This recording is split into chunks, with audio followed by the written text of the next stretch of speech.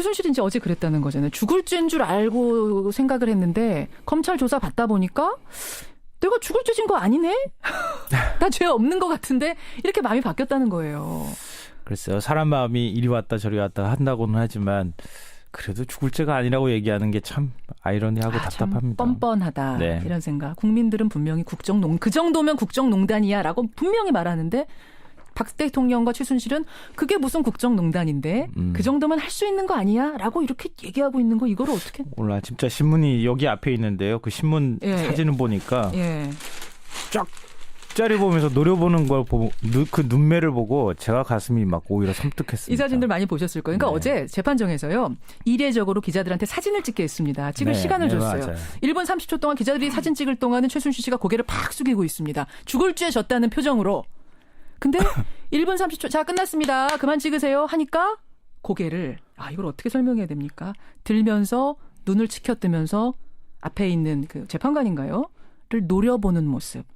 이게 포착이 됐습니다. 요 자세로 어제 재판이 쭉 이루어졌다는 거잖아요. 국민들 다 최순실 씨 째려보고 있다는 거 알았으면 좋겠습니다. 그러니까요. 그렇게 우리가 재판 바라보고 있다는 거 알았으면 좋겠습니다. 이거 지금 웃을 일 아니라는 거 최순실 씨 알았으면 좋겠습니다. 물론 당연하죠. 오늘 행간 뭔가요? 당연히 최순실 씨 얘기를 빼놓을 수가 재판이죠. 없는데요. 예. 어제 국정농단 비선실세 최순실의 첫 재판이 열렸는데요. 최순실이 예상을 깨고 피고인석에 드디어 모습을 드러냈습니다. 가슴에 요주의 수감자라는 표시인 노란 명찰에 이 수감자 번호 826번을 달고 직접 재판장이 나타났는데요. 나타났죠. 자신과 관련된 11개 공소사실 모두를 전면 부인했습니다.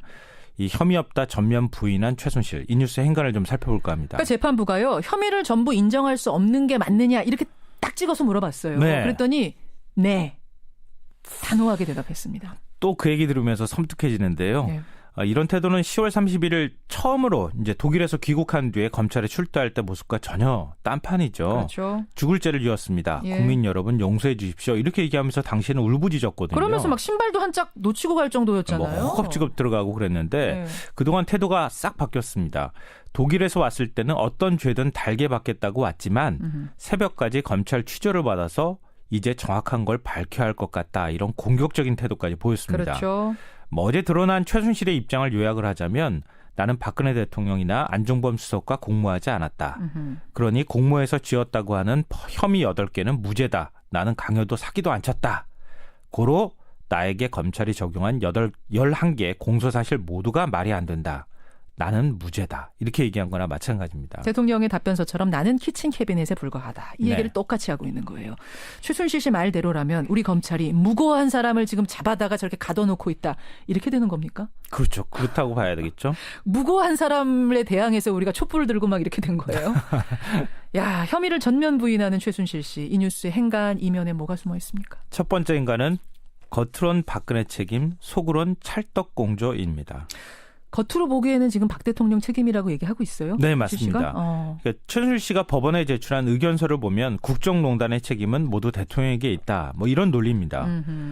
박근혜 대통령은 근데 나는 사익을 취한 바 없다. 경계의 벽을 낮춘 사이에 최순실이 다 한 짓이다. 이렇게 지금 태도를 보이지 않았습니까? 그렇죠. 이것만 보면 서로 살아남기 위해서 진흙탕 싸움을 하는 것처럼 보이는데. 겉으로 보니까 그러네요. 네. 근데 이건 어디까지나 겉모습이고요. 속으로는 누군가 밑그림을 그리고 있는 것처럼 마치 찰떡공조처럼 움직이고 있다는 겁니다. 아하. 박 대통령은 탄핵 심판 사건 심리가 시작되기도 전에 사사건건 지금 문제 제기를 하고 있죠. 그렇죠. 답변서가 국회에서 공개된 걸 두고 형사소송법 위반이니 아니니 이렇게 얘기를 하면서 헌재가 다시 판단해달라 이렇게 요청을 하고 있습니다. 이 최순실은 또 어떻습니까? 태블릿 PC 실물을 보지 못했다. 그러면서 증거 등력을 부인하고 있습니다. 심지어는 안종범 수석의 그 수첩도 이게 진짜인지 아닌지 모르겠다. 정호성 씨 휴대폰의 녹음 파일도 그게 진짜 내 목소리인지 아닌지 이게 무슨 소리 하는 겁니까 지금.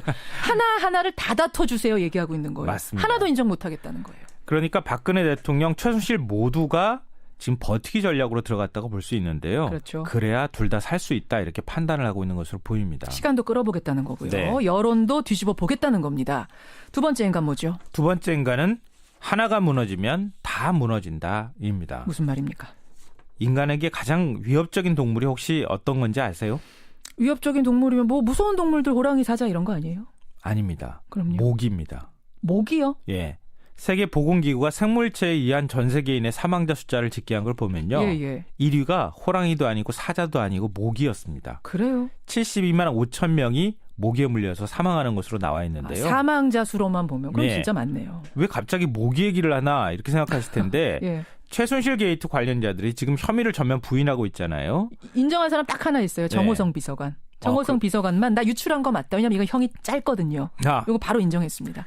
그런데 이런 논리를 깨는데 꼭 호랑이처럼 엄청난 증거가 필요할까요? 제가 볼 때는 그렇지 않아도 된다는 겁니다. 아하. 모든 것을 부인하는 사람에게는 모기만한 제대로 된 증거를 들이대도 증언이 와르르 무너진다는 건데요. 그러면 그 사람 말이 다 거짓말이 되는 거죠. 그래요. 이미 최순실 씨는 지난 청문회에서 증거 조작을 지시하는 육성이 공개된 바가 있습니다. 고한테 전해라. 이거 이렇게 해갖고 이렇게 해라고. 아니면 네. 우리 다 죽어.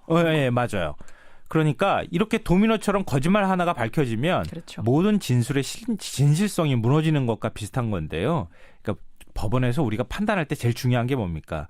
진술의 일관성입니다. 그렇죠. 일관성이 이미 무너진 거나 다름이 없습니다. 그렇죠. 지금 대한민국에 최순실의 말을 믿을 사람이 과연 몇 명이나 될까요? 그런 의미에서 모기가 무서운 걸 최순실은 알아야 한다. 네, 맞습니다. 전면 부인하고 있는 최순실. 그 마지막 행간 뭡니까? 마지막 세 번째 행간은 꽃감 뽑아먹기 전략을 쓸 것이다입니다. 꽃감 뽑아먹기 전략이 뭐예요? 최순실이 앞으로 어떤 전략을 쓸까요? 우선 혐의를 전면 부인했죠. 지금 하나하나 다 부인했어요. 네. 그런데 언제까지 나 아무 잘못 없거든 이렇게 거짓말만 늘어놓을 수 있을까요? 어허. 숱한 증거, 정황, 증언 다 부인할 수 있겠습니까? 그럼 불가능하겠죠. 그러면 정 하다 안 되면 어떻게 해야 될까요? 꽃감 하나 줄게. 그리고 딱 이렇게 뭔가를 하나 내놓겠죠. 그럼 그거 하나는 인정할게. 뭐 이런 식으로. 그렇죠. 그거 하나는 인정할게. 이렇게. 지난 청문회 때 김기춘 전 비서실장이 어떤 태도 보였습니까? 최순실 전 전혀 모릅니다. 이렇게 얘기했잖아요. 최순실도 모르고 정윤회도 모르고 다 네. 모른다. 아무도 모른다 그랬다가 동영상이 딱 나오니까 예. 내가 모른다고 할 수는 없을 것 같습니다. 이렇게 증언을 제가 했잖아요. 나이가 먹어서요. 뭐 이러면서요. 이게 바로 기름장어 전법이라고 하는 건데요. 이 40년 동안 동고동락했던 박 대통령과 최순실. 예. 동생들은 거들떠보지도 않았던 대통령이 연좌제를 운운할 정도로 최순실과 가까웠었고 최순실은 박근혜 대통령 사과 담화문 보면서 오열했다고 그러잖아요. 그래요. 이런 둘 사이에 둘 다 살아남기 위해서는 어떻게 해야 될까? 결사적으로 자신의 요새를 지킬 거라는 겁니다. 예. 그러니까 박영수 특검이 앞으로 어떻게 해야 될까요?